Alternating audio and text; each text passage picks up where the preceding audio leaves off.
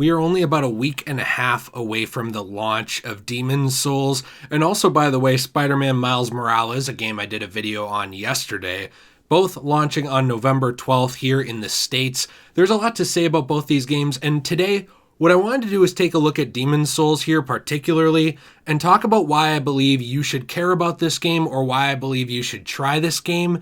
I think a lot of people have a misconception about what the Souls games are from what other people say. I think a lot of people just feed them the narrative. They're these really hard games, and if you don't beat them, you're not a real gamer or something like that. I think a lot of people have sort of gotten that narrative from the outside about the Souls games, and I want to kind of break down the walls a little bit, talk about this series, talk about why this is exciting, and what it means. Real quick, I do want to say that if you are here, that means you are probably one of the real ones. You have been checking out all my videos, and I really appreciate you. If you are one of the 60%-ish of viewers who watch my channel who are not subscribed, I hope that today is the day that you will consider hitting the subscribe button down below, joining a fantastic community, and checking out all the different avenues we have like Discord, Twitter, Instagram, and even a secondary channel, which is podcasty with Let's Plays, Degenerate Plays, which is in the description below. So, moving into this, I really do want to talk about what makes the Souls series special. First off, if you have never played a Souls game, Dark Souls at all, none of them, Demon's Souls, no, Bloodborne, nuh-uh, never touched that, nothing, you've never played any From Software games, I do believe this is a good place to start. This is where a lot of people, this is where a lot of people started playing the From Software titles like Demon's Souls, Dark Souls, Bloodborne, Sekiro, etc. There are a lot of different ways that you can jump into this franchise. Another one is obviously Dark Souls 1, but Demon's Souls was the first Souls game. Obviously, Kingsfield came before this. That was a game from Software, but Demon's Souls is sort of in its own universe. There's some asides about that as well, where people try to place it in the Dark Souls universe and have fan theories and stuff, which are cool. But for the sake of argument, this is a one-and-done, one-off game. This game is really about accomplishment. I know I'm going to sound like EA. Overcoming adversity, and also discovering a world around you that you might not necessarily think has a story, but does. You are sort of dropped into this dead or dying world with all of these creatures and bosses and enemies where you have to overcome different demons, claim their souls, and then face off against a final threat. That's one of the easiest ways to describe it. The games are very tactical. They really rely on you learning how to dodge, learning enemy patterns or movements, and also learning skill, upgrading your characters, and going from there. This is not a game about, it's not a measuring game where it's like, oh, I was able to beat this boss and you weren't. I think some people get that idea from the outside. That's not really what it is. It's about discovering a new world, having fun, and going through a very interesting story that you, as the player, piece together. That's one thing that I absolutely love about the Souls franchise, is that a lot of the items and things in the game are very particular, especially in Dark Souls, but even back in Demon's Souls, all of the items really do have interesting descriptions. Some of them offer lore and backstory into characters that you might meet, you might not, into distant lands and into the land that you are in. So really, there's a lot to be found and discovered by the player that you can otherwise miss. This, to me, is one of the most fun components of the From Software games because it basically leads to you as a player discovering things on your own and then talking to other people. For example, I might pick up a sword, I might read something from it and talk to Nate about it and be like, hey, did you find this item? Did you see this thing? What do you think that means? And sort of piecing it together with other people as part of a community or on your own if you're a solo gamer who doesn't want to play with other people. That's another thing that a lot of people don't know, is that the summoning system in these games is fairly robust. You are able to bring in other players to help you with challenges if you're having a hard time, or if you would rather play with a friend.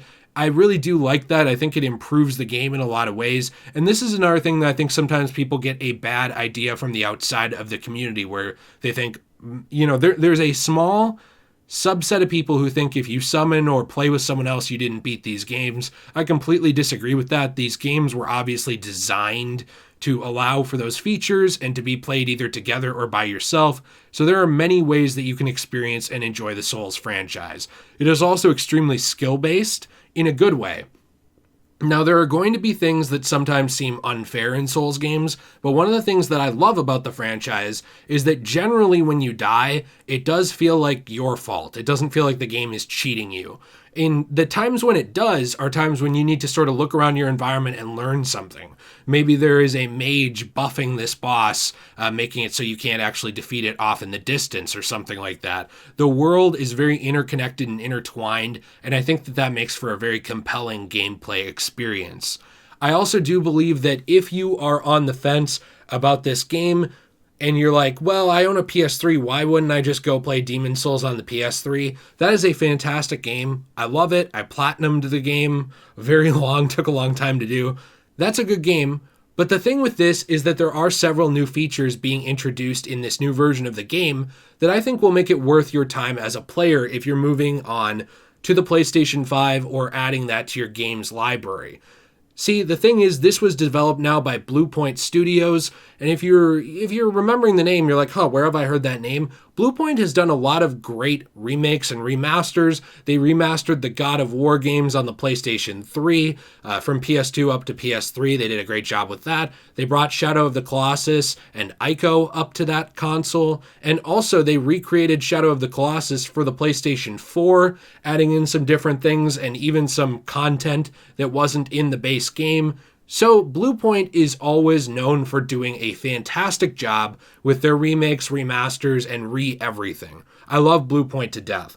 They also have already confirmed that the game will now run at 60 FPS. It can run in a pretty much an upscaled-ish, like a what would you call it, cinematic 4K, or it can run in native 4K at 30 FPS. And you might say, well, 60 FPS, I was expecting a higher frame rate. One, very impressive for a game in the Souls franchise because this game, when it originally launched on PS3, I'm not kidding, there are areas in the game that dip to 10 FPS or around there, and also it never really hits a solid 30 FPS on the PS3. That old version of the game is very fun, but it is also very dated in terms of how the technical specs actually hold up. It's running at about 720p, I believe, and less than 30 FPS at a time, and we're now making the jump to a remake, not just a remaster, in 4K 60 FPS or native 4K 30 FPS. That's already a massive step up from technical standpoints, and the game, as you can see in any of the footage I've shown in this video, is very beautiful. There are a lot of different features added in as well. Rolling has been improved to make it omnidirectional. It actually wasn't in the original game. And also there are a lot of different other features as well. A new camera, some new content, and other things that Bluepoint has sort of gone over in the remake. I think that this is going to be an essential PlayStation 5 game to own. This is going to be one of those games, in my opinion, that really separates the PS5 from the Xbox Series X. And I really hope Xbox has those games as well, because that competition really does help the gaming community in a lot of ways. But this is going to be one of those games where people say, kind of like Marvel's Spider-Man, hey, oh, you have a PS5, have you played Demon's Souls? This is going to be one of those games that is going to push consoles, that is going to be very fun, and I think it is an excellent game for either people who have never played the Souls franchise and want to jump into a title. This is a great starting point where you're not missing anything already, and also it looks like a fantastic game for those who have played the original, who want a game that honors it, and also for those who maybe have played the other games and never got to play Demon's Souls. Maybe you didn't have a PS3.